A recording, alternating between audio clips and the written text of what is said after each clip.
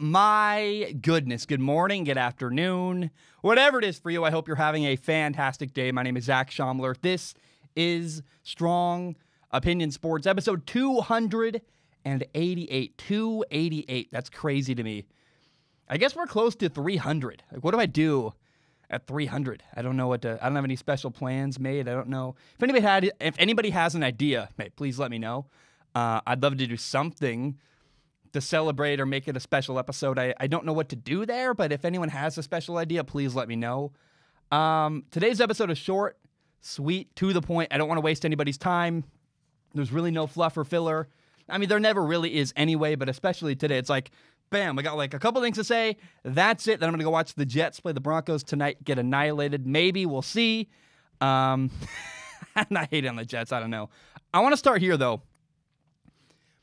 As I look around the NFL, I see 4 coaches who are on the hot seat, meaning I see 4 coaches who are at risk of being fired. And here is why I believe these coaches might be fired. Number one, the first coach I think is at risk of being fired is the Jets head coach, Adam Gase. This is the most obvious one to me. I'd be surprised if he made it really to the end of the year. He will likely be fired mid-season, if not after losing to the Denver Broncos on Thursday Night Football. If they lose, we'll see what happens there. The Jets are awful. And I know that I dated this just now by saying it's before the game. Doesn't matter. They've been awful for a while. Adam Gase appears to have lost the locker room. Now, the hope was when Adam Gase joined the New York Jets, the hope was that he would be able to help the Jets' young quarterback, Sam Darnold. And instead of helping Sam, it appears that he has just, ruined Sam Darnold instead, which is just, it's a tragedy. It's frustrating for Jets fans, I imagine. Adam Gase appears to be on his way out. Bad leadership. I wouldn't want him working with my son. He is not the answer in New York. It appears pretty obvious right now. Now, the second coach I believe is in the hot seat is the Atlanta Falcons head coach, Dan Quinn. I think he's likely going to get fired. Now, by the way, I'm not rooting for these guys to get fired. I want it to be clear. I'm not comfortable with calling for somebody's job. I try not to do that as much as I can, because I remember when my dad lost his job in 2008. It's brutal. Like, these are human beings. These are real people. It's not fun. But I also got to say, these are predictions based on what I see. And what I see in Atlanta is that they have developed a culture of blowing leads. I mean, blowing a fourth quarter lead against whoever they're playing, it seems like. It seems like blowing a fourth quarter lead in Atlanta is becoming a common occurrence. And that's not acceptable. That's not okay. That can't happen. And Dan Quinn is supposed to be a defensive-minded head coach. Defense is supposed to be his specialty. And yet, when you watch the Falcons, you go, I don't see that anywhere at all. I see missed tackles. I see blown assignments. I see maybe the ideas are good, but it's not working in practice. And maybe he's a good coordinator. I don't know. He did well at his previous job. But as a head coach, it's not working. And it's become pretty clear watching the Falcons this year, they need new leadership. They blew lead in the Super Bowl a couple years ago. They blew a huge lead in the fourth quarter to the Cowboys. Again, they had a 16-point lead against the Chicago Bears halfway through the fourth quarter, and they lost. And they keep mismanaging things and doing a lot of things wrong. It's pretty clear to me the Atlanta Falcons need new leadership. Number 3, I believe Bill O'Brien for the Houston Texans is at risk of being fired. And by the way, Bill O'Brien is not just the head coach in Houston. He's also the general manager. What that means is that Bill O'Brien is not just coaching the team, he's also making personnel decisions. And so, it seems like he's bad at both, right? The Texans are 0-3, and not to mention the earlier past year's failures as well. And then the big moves that Houston made as a general manager, you look at, he traded away DeAndre Hopkins.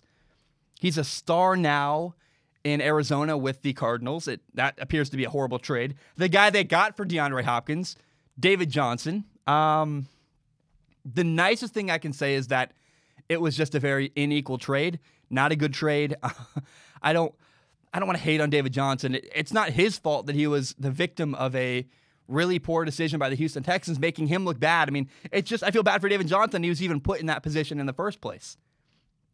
Terrible trade, horribly unequal. Not to mention they added Brandon Cooks. They added Randall Cobb. Neither of those receivers are really panning out either. Bill O'Brien appears to be a failure both as a head coach and as a general manager. I know that's harsh, but it's true.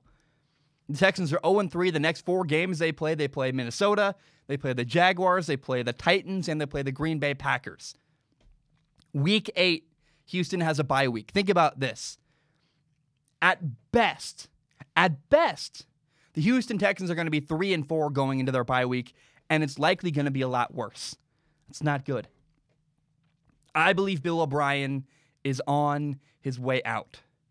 The Texans have this amazing quarterback, Deshaun Watson, and the reality is you cannot waste the best years of Deshaun Watson. That's just awful. That's not acceptable. Now, I want to also be clear. The third coach on this list and the fourth coach on this list have a similar problem.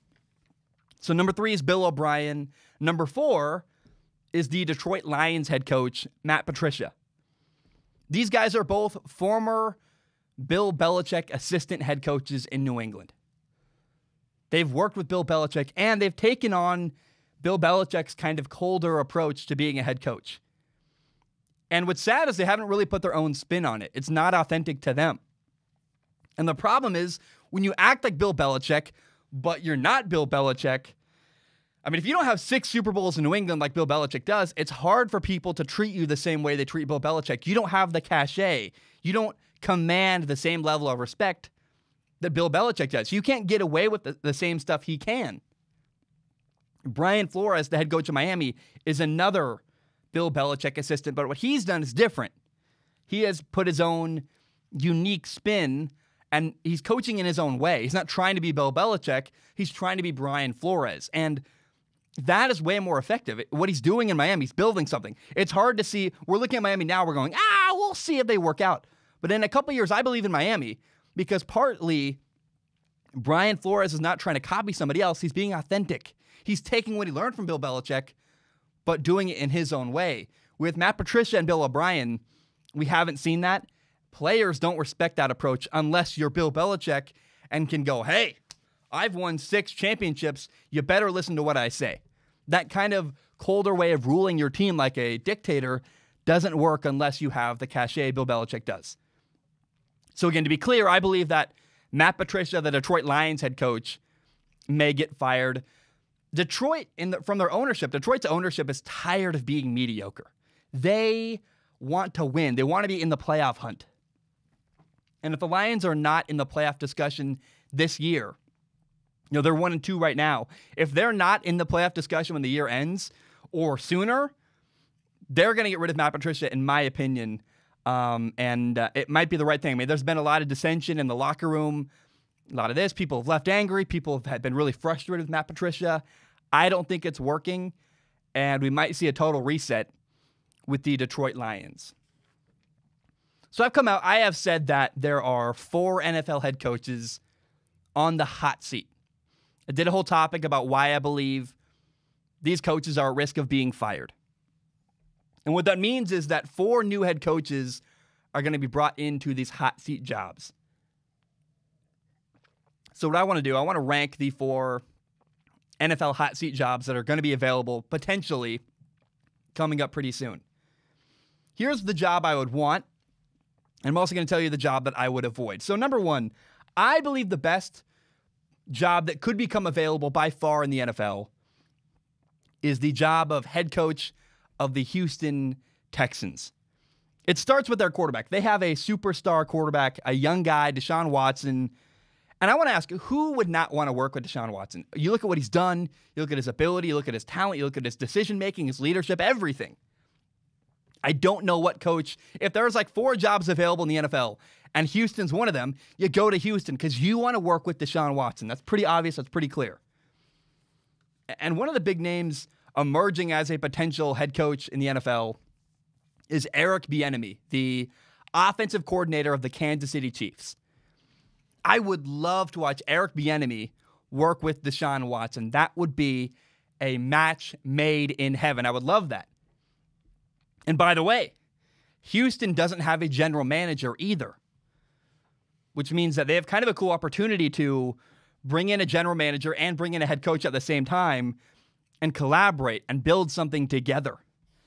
The last time I can remember that happening really to a good degree is John Lynch with the 49ers, the general manager, pairing with Kyle Shanahan, that coach of the 49ers. They went to a Super Bowl last year. They built a really interesting, awesome franchise. They built something pretty cool in San Francisco.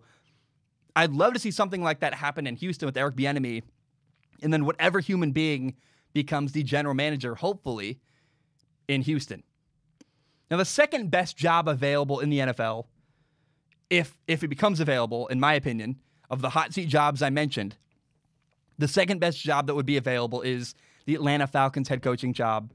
I really like what they have. And here's what's attractive about the job in Atlanta. You have a stable quarterback situation. You have a guy, Matt Ryan, who's 35 years old. Yeah, he's not going to be your quarterback forever in Atlanta. But when you come in as a new head coach, you have an immediate need that's already taken care of. Okay, wow. We don't need to build a house. We already have a house on the property. We can figure out how to do the other stuff that needs work around the property, do landscaping, do this, do that. The house is already built, thank goodness.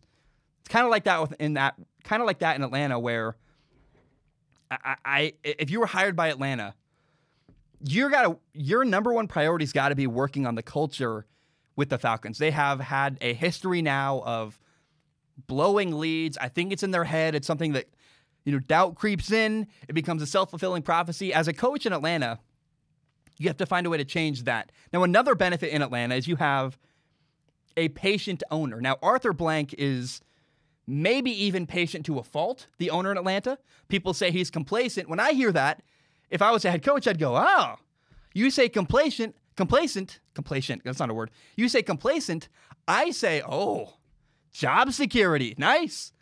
That's how I feel about that. And what's good about Arthur Blank, you can say, wow, he gave Dan Quinn way too many opportunities in Atlanta. I mean, Dan Quinn still has his job. But the benefit of that is, oh, wow, a coach is going to say, hey, he gave that guy a lot of opportunities. He's likely also going to give me a lot of opportunities. If a owner fires a coach too quickly, it sends a message, oh, I wouldn't want to coach there because guys get fired after like a couple losses in 1 year. I mean, that's not a good look at all. So I really like the job in Atlanta.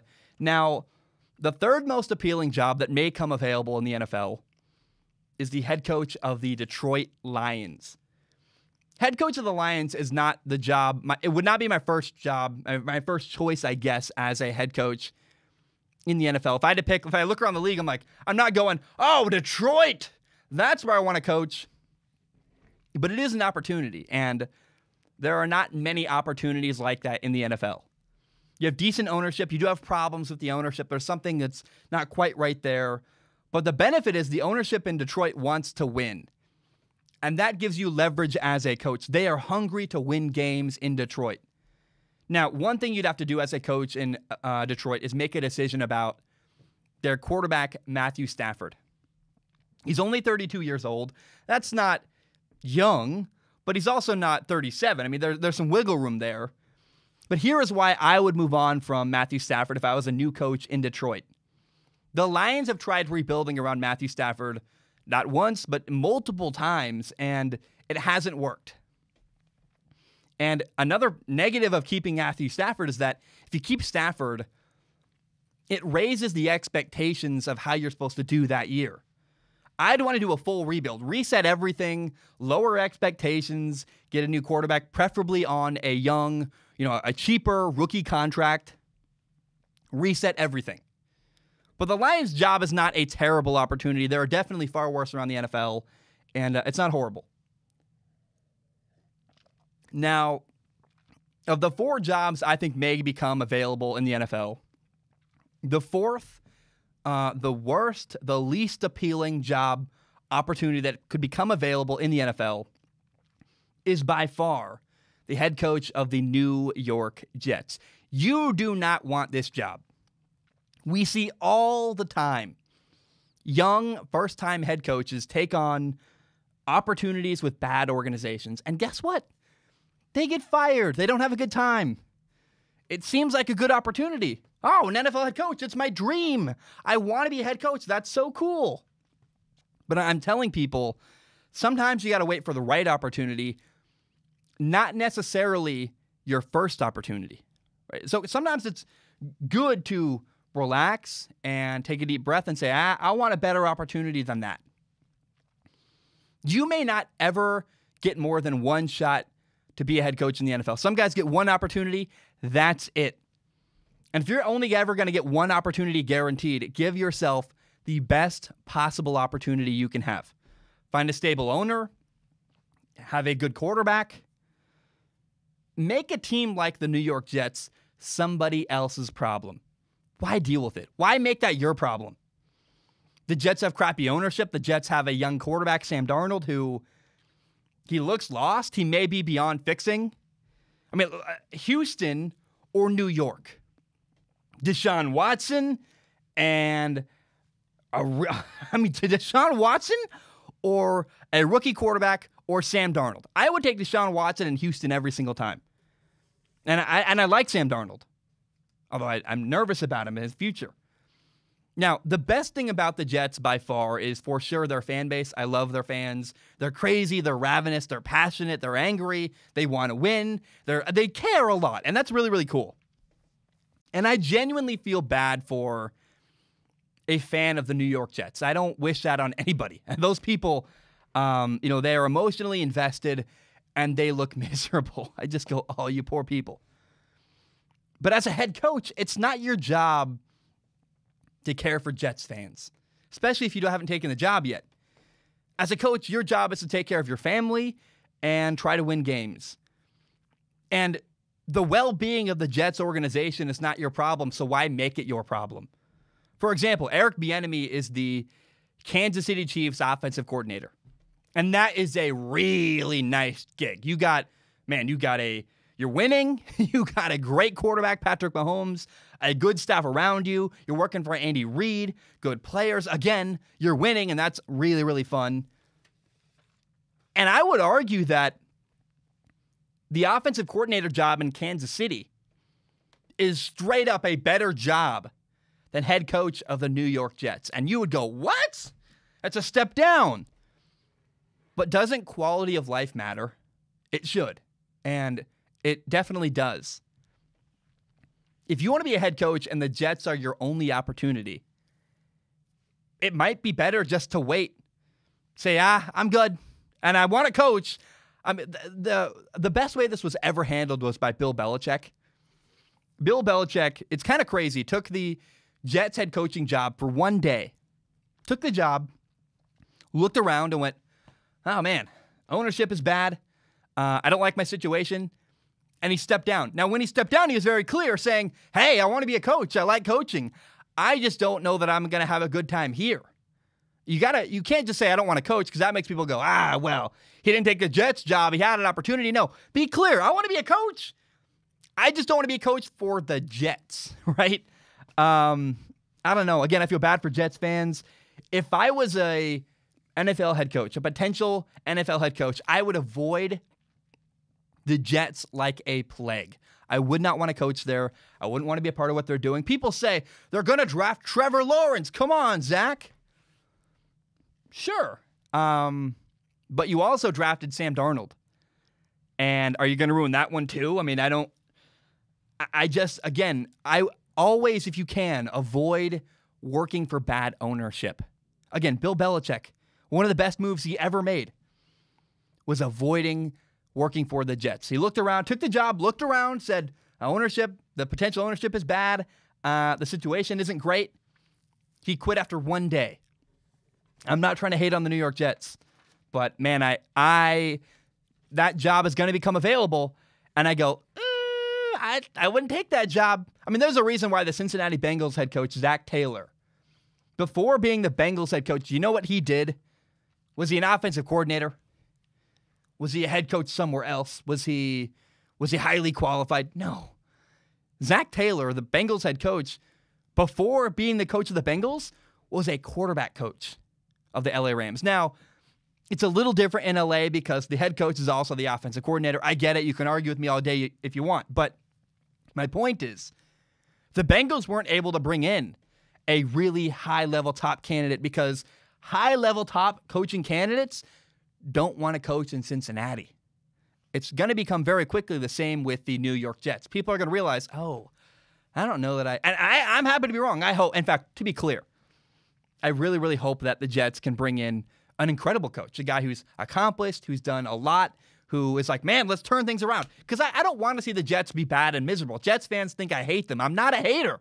I don't care. I look at what they are right now, and I would say, man, if my friend called me saying, hey, dude, I'm considering becoming the new Jets head coach, what do you think? I'd say, run far away. You don't want that job. Wait for a better opportunity. It's like if my friend called me and said, hey, I'm going to buy a house that's falling apart and needs $1 million worth of renovations. I would say, what are you doing? That's a bad investment, bro. Don't do that. It's a similar thing. And if I were a head coaching candidate, I would avoid the New York Jets like they are the plague. All right, guys, my name is Zach Schaumler. I'm going to take a short break. When I return, voice is having a hard time today. I'm going to talk about the Lions beating the Cardinals, what happened there. We'll talk about the NBA Finals Game 1. We'll do Ask Zach. And good stuff ahead. My name is Zach Schaumler. I will be right back. All right, we are back. Again, I hope you're doing well. The smoke is gone here. I'm so much happier. It's crazy how much being able to go outside is an emotional lift. I just hope you're doing well. I want to talk about this now. On Sunday, the Detroit Lions beat the Cardinals 26-23. I was surprised. I went, what happened? So I watched the game, and everybody knows I'm a big believer in Kyler Murray. I watched this film. I go, wow, the dude's supremely talented, really good stuff on tape. And good habits, too. He's got good NFL habits, had them since college, did well last year. But on Sunday, Kyler Murray, the Cardinals quarterback, there's no other way to put it. He had a bad game. He had 3 interceptions. One was tipped, but another one was also dropped later, so they really kind of even out. Should have had 3 interceptions. He did have 3 interceptions. Kyler did have a couple good plays. His talent was on display. He had a cool touchdown run to the left side where he made a man miss, ran to the left pylon. Also had a touchdown in the right corner to Andy Isabella, like a great throw for sure. I mean, Kyler's very, very talented. But the turnovers that he had on Sunday really allowed Detroit to hang around. And yeah, the Lions were 0-2 going into that game. They lost to the Bears. They got embarrassed by the Green Bay Packers. But they're still a professional football team. And they're also not awful the same way teams like the New York Jets are. So if you're going to give the Lions a ton of opportunities to hang around and win a game, they will win the game. I mean, the Lions are capable. They're not the worst team. They got a solid quarterback. Their coach has problems, but he's actually a good schematic coach. I mean, schematically, he does good. He's got good defensive design. And I don't know, man, the Lions, they won the game. I mean, the Cardinals, in my opinion, watching this game, I went, the Lions just were allowed to hang around and hang around and hang around, and the Cardinals couldn't make it happen. And there was a particularly frustrating play. It's kind of a microcosm of what happened with Kyler Murray on Sunday. There were a lot of bad decisions that I went, why are you doing that? So on a 3rd and 9, the Lions defense, they double covered both outside receivers down the sideline with safety help. And Kyler, for whatever reason, I don't understand, launches a deep ball down the right sideline to Keyshawn Johnson. Keyshawn Johnson is not awful. He's a solid, interesting contributor, but he's not. He's like just above a practice squad player. I don't want to trash on him because, again, he's got a couple moments where I went, nice play, kid.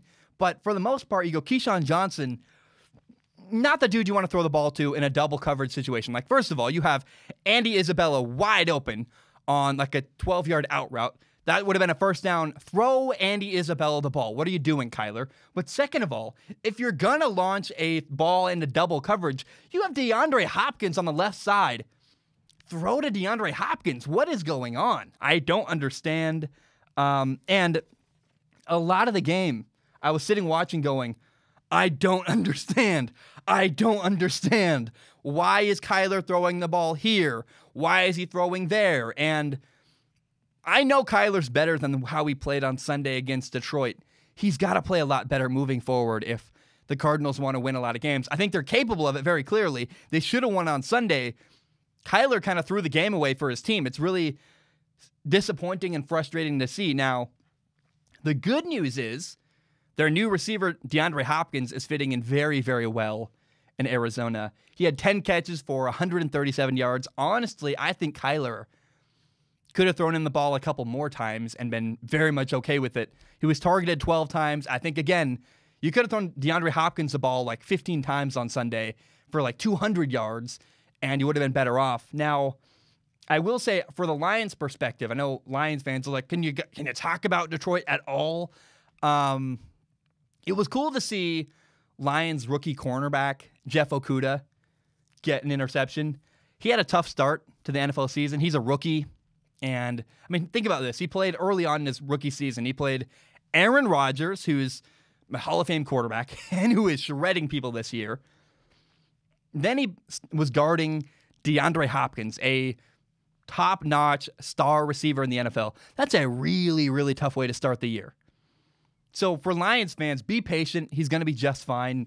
Jeff Okudah is very talented. We saw that. He had a great interception. The story of the game, though, the Lions beat the Cardinals. The story of the game is that Kyler Murray was bad. Kyler Murray's got to be better moving forward. He made a lot of bad decisions, and that cannot happen moving forward. Kyler Murray's got to be better. He cannot have another game like he did against Detroit. And it was alarming to go, wow, you're capable of that? I get it. Everyone has a bad game, but that bad game was really, really bad and showed a lot of weaknesses and inconsistencies with Kyler Murray. And I went, ooh, I don't like that really at all. Now let's talk about the NBA Finals. I need some pineapple juice first. As I try to clear my throat and get through this, I love my job. I hope it's clear. I think I need my wisdom teeth out. Something's going on with my mouth, and I've been to the doctors, and they said nothing's wrong, and I said, I don't believe you. It's been a weird back and forth. My tonsils are like the size of, literally as the size of a golf ball in the back of my throat, both of them. And the doctors looked at that and said, you're fine. And I said, I can not breathe out my nose. I don't feel fine. And so I don't know what to do here. I hate the American healthcare system. I want to just talk about the NBA Finals. I'm sorry for bothering you with my problems. In game one of the NBA Finals, the Lakers won 116-98. And really the truth is that the game was a lot more of a blowout than even that score would suggest. I mean, there was a point in the third quarter where the Lakers were up by 30 points, and you went, ooh, what's going on? And going into this game, I don't really have a dog in the fight. I really like LeBron James. I love Jimmy Butler.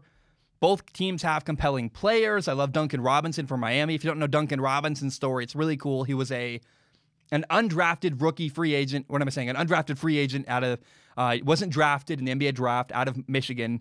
Before that, he played Division III basketball at Williams College. And he went from being undrafted 2 years ago to now being a starter in the NBA Finals. That's very, very cool. It's cool to see LeBron play his old team and his old head coach, Eric Spoelstra. I think the Lakers have a couple compelling players. It's cool to watch Anthony Davis, who suffered for years with the New Orleans Pelicans, now finally on a big stage playing well for the Lakers. He was our leading scorer in Game 1. The Lakers have Dwight Howard. He was starting in NBA Finals Game 1. Like, what, Dwight Howard?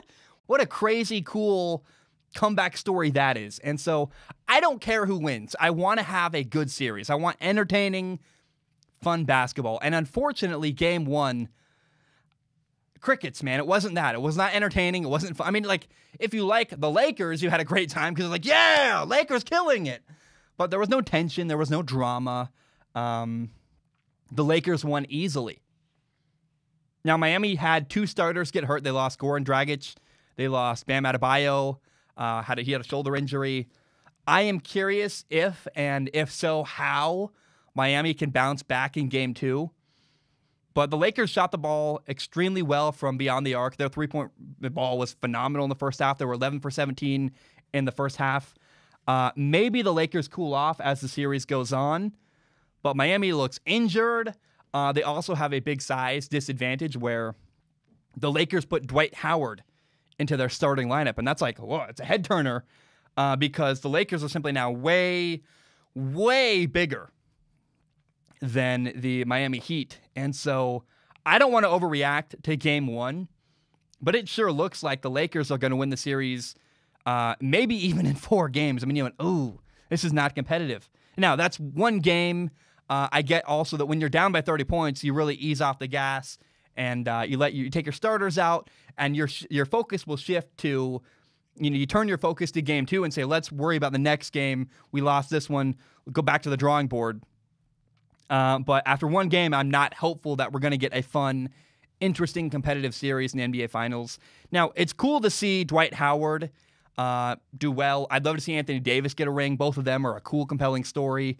But the story to me of this year's NBA Finals is for sure, without a doubt, LeBron James. If you are not paying attention to LeBron James, I think you're looking at the wrong thing. And I know people hate LeBron, but you got to realize this is year 17 for LeBron James. His 17th season in the NBA. And he still looks dominant. He is leading his team to an NBA championship. How crazy is that? I mean, I think it, and I think still somehow, despite all the praise and love he gets, and I know that I think people like, I'm going to say their name a different way, ESPN, they're the big media companies, they overhype people and they say a lot of stuff, and the more you cover a person, even if they're great, like if you overplay a good song, you get tired of that song. And I think LeBron gets overplayed a lot, and people are just sick of hearing his name and sick of hearing how great he is. But I think because of that, he's actually not appreciated enough by the general public. He's incredible. Year 17, doing what he's doing. You can hate LeBron if you want. It's your choice. But if he wins, that would be 4 different championships with 3 different organizations. Remember Miami, he brought Cleveland to championship. How crazy is that? And then now the LA Lakers. He brought the Lakers back to prominence. Holds nearly every record. He isn't done yet either. You have to respect the career that LeBron James has had. And I certainly do. So, again, I think it's unfortunate. Kind of like, think of your favorite song. If you listen to your favorite song over and over and over again, now, I'm weird. I'm one of those guys. People make fun of me. I can listen to the same song for like 2 weeks in a row. Literally, there's a button on the iPhone where you hit the button, looks like a little circle with a 1. It plays it over and over and over again. But most people can't do that. And so I think LeBron James has been overplayed a little bit by big media networks, ESPN and the like. I say ESPN intentionally. But I think because of that, again, LeBron is underappreciated. So game 1 of the NBA Finals, his 17th year, LeBron had 25 points, 13 rebounds, 9 assists in 17th year in the NBA. That's crazy to me. It's so impressive. I hope the series gets better. I want a fun, competitive NBA Finals. Game 1 was not competitive. Game 1 was not very fun, unless I guess you're a Laker fan, which I'm not. I want a good time, though. I hope Miami can bounce back. They got to this point with impressive defense. We didn't see that on Wednesday night. Game 2 is on Friday. We'll see how that goes. That's tomorrow. But I was very, very, I'll be honest, disappointed with the NBA Finals Game 1. I don't know what I expected, but I wanted a good time, and I didn't really have it. So maybe we'll get that as the finals progress, but I'm also not hopeful of that either. We'll see, but I went, LeBron is amazing, and the Lakers look dominant, and we'll see if that continues or not as the series will go on. Okay, I want to end the show with Ask Zach. It's my favorite part of the show. It's where I answer questions from the audience. In case you don't know how it works, you go to patreon.com/Zach Schaumler. You give $1 a month. You can give more if you want to. Please do. It literally helps pay my rent. I think people think I'm some gigantic rich YouTuber. I know that my subscriber count is high. Monetization is spotty at best. So Patreon really helps me.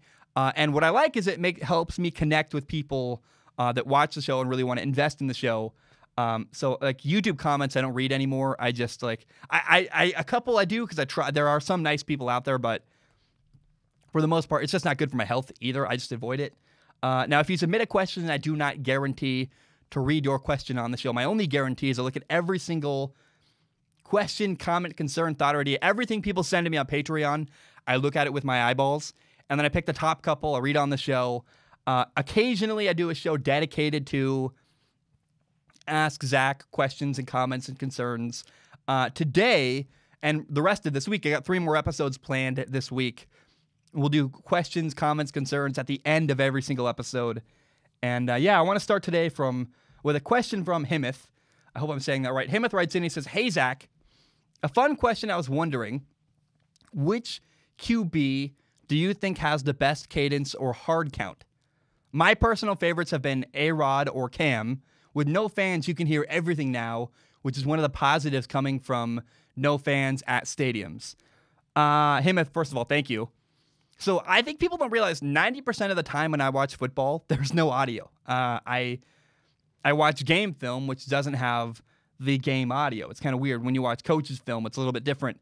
Not the TV copy, right? The TV copy has commentators, which I often don't like, and has and then you hear the snap counts. Now, I will say, if I had to say who has the best hard count in the NFL, I would agree with Himeth and say it's Aaron Rodgers. If you watched the Sunday Night Football game between the Packers and the Saints in New Orleans, it's a home game for New Orleans, and yet with no crowd, there really was no home field advantage because Aaron Rodgers didn't have to use a silent count. There's nobody. Aaron Rodgers can just do his normal thing, yell his cadence, do whatever he wants, and he got New Orleans to jump multiple times over the line of scrimmage, and it's crazy because what Aaron Rodgers does better than anybody in the NFL, and hot, get somebody to jump, and then bam, he'll catch the snap, launch it vertically downfield. He makes a lot of big plays that way because when you jump off sides and he snaps it,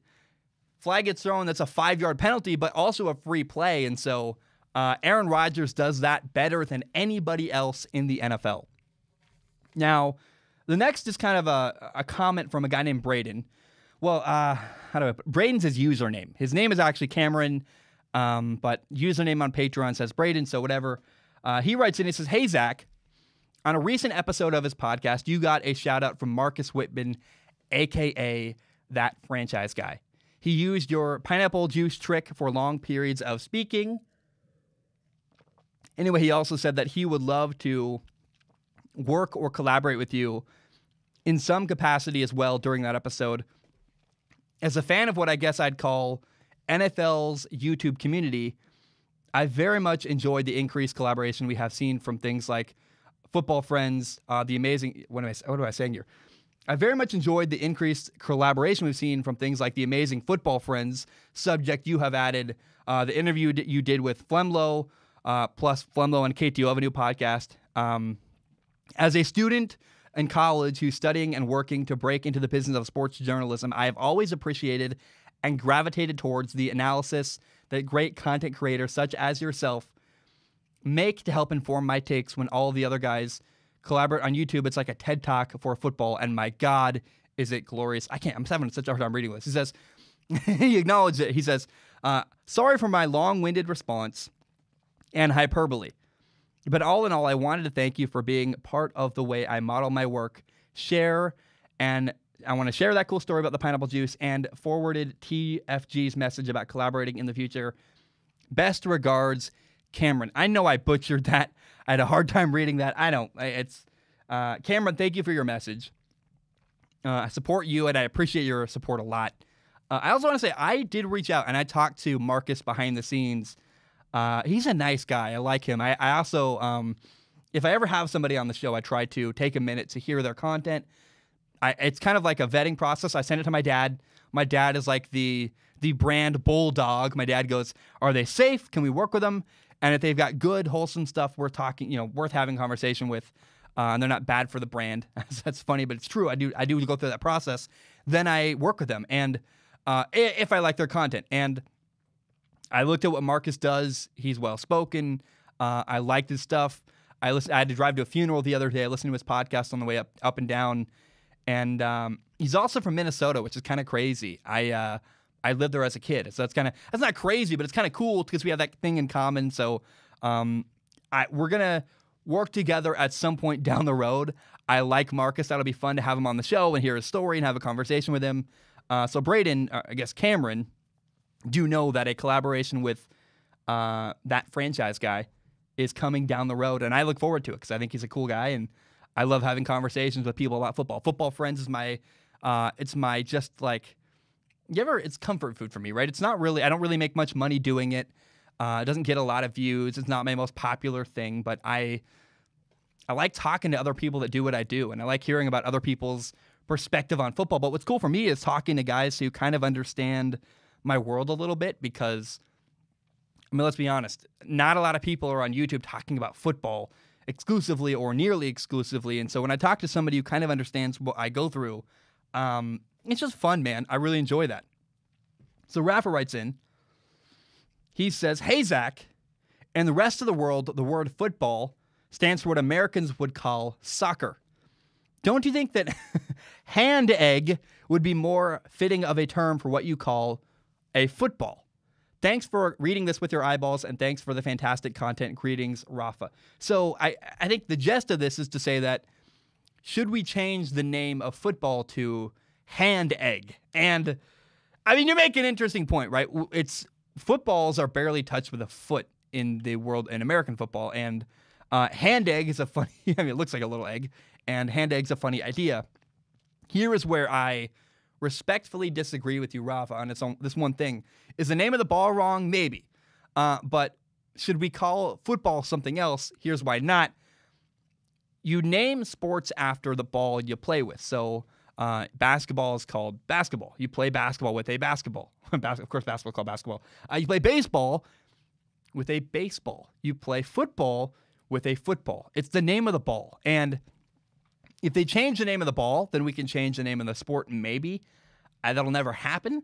But currently, if I sit at my house and say, "Hey, Nathan, throw me the thing," I say, "Throw me the football." I don't say, "Throw me the hand egg."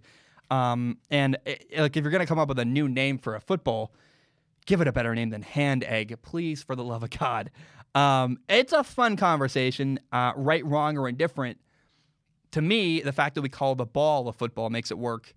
And it's okay for things to be different. I mean, you have American football, you have football in Europe and really the rest of the world, the rest of the globe. And we Americans are weird, and we own that. And at least I try to. And it does make a lot, like soccer, it's just weird we came up with a different, like, why not, what if we called football soccer? And I have no, that sounds stupid to me, but like in soccer, in that European, Spanish, the rest of the world sport, African, everywhere, right? Soccer is played with your feet. So it makes a lot of sense to call that a football. The hand egg, the football that we throw in America, is with your hands and you throw it around. You barely kick it. So I get the weird confusion, but I'm rambling and ranting now about this topic. But Rafa, I thought it was worth reading. It's just interesting, kind of bizarro, fun stuff. W. Tyler writes in. He says, "Hello, Zach's eyeballs." Hello, Tyler. W. Tyler. "I was wondering what your take was on garbage time points. What's the line between garbage time points and a team attempting to come back? For example, I've heard arguments that in the Bills versus Dolphins game, the last touchdown doesn't really count because it was in garbage time, even though they were down by 3 after the score and had a chance to win with a successful onside kick. To put it simply, at what point do garbage time points become a serious comeback attempt?" W. Tyler, to me, the question has to become, did you make the other team sweat? Were they nervous? Were they afraid you were coming back? If they had the lead, were they trying to stop you from moving the ball? Or were they just letting you, get easy yards to try to run out the clock? What was going on there? Schematically, what was the defense doing? So in garbage time, I guess garbage time points are when the losing team takes advantage of a relaxed defense and pads their stats. So if you're losing by 40 points and you get a touchdown, that's garbage time, because the defense is just like, we're trying to not get hurt. We're trying to just give up easy throws underneath and get out of this game and run out the clock. But the Dolphins example sounds like a true comeback attempt, because they score a touchdown. It's a 3-point game. It's 28-31. That's not you get the onside kick there. The Bills are sweating. They know that. So my point is that the Bills are heavily competing on that onside kick. They know they got to get the onside kick to maintain their lead. Down 10 points is not the same as being down 40 points. And so, yeah, I don't think that was a garbage time touchdown by the Dolphins against the Bills. Again, garbage time means that the other team doesn't care. They're not sweating. They're not nervous. They're not really competing anymore. They're just trying to get the game over with as soon as possible. Okay, Braden writes in. He says, "Hey, Zach, as a Denver fan, it's been a really tough first 3 weeks of the year. All of the injuries have all but ruined our chances of making a playoff push. So when I see guys in the NFL media blaming John Elway for not handling the backup quarterback situation properly, it makes me angry. I mean, it's not his fault that all of these injuries happened within the first 3 weeks of the season. Am I right for being upset, or am I just being a blindly loyal fan? Sorry for the long question, and thank you for reading." So people are blaming John Elway, getting very mad at John Elway, the general manager, the team president, I guess, of the Broncos, because he didn't have a better option prepared as the backup quarterback of the Broncos. And anybody mad at John Elway for not having a perfect backup quarterback is someone I think is just looking for a reason to be upset. It's just silly. It's nonsense. It's ridiculous. It's hard enough to find a good starting quarterback in the NFL. Like, that's nearly impossible in of itself, let alone having a good backup quarterback. Are you kidding me? Worry about one thing at a time. I mean, having a great backup quarterback is awesome. It's also not an immediate problem or an immediate priority. So, Braden, you have every right, in my opinion, to be annoyed with people who are up in arms at John Elway about having, not having a great backup quarterback. Frankly, I didn't know that was happening until I got your message and I looked into it. It's ridiculous. I mean, I think this is kind of a symptom of people that get on these shows and say literally anything because they need to fill content rather than because they are, like, you literally have on ESPN and big networks like that, and I say ESPN intentionally, and someday people will catch on and know that I'm not just an idiot who doesn't know how to say ESPN. But on those gigantic network shows, you have people that say, hey, you're talking about the Broncos today. You're on one side, you're on the other. Pick your side and go. And they have to just criticize people and be angry and upset and inflammatory because they know that creates controversy and gets views. And so in the NFL, I mean, for example, this is why it's dumb to be mad at John Elway. In the NFL, it's commonly and widely accepted that if your quarterback gets hurt, your year is over, your season is over. And so within very few, there are very few rare exceptions to that. So yeah, being mad at John Elway, that's so stupid and ridiculous. I don't know. Guys, that's all I have. Thank you so very much. I don't know, I got to call the dentist, get my wisdom teeth planned to get out. I'm going to watch Monday Night Football. What is it? Thursday? Jesus. I'm going to go watch Thursday Night Football, and it'll be a good time. So, guys, my name is Zach Schaumler. Hope you have a great day. Bam, we are done.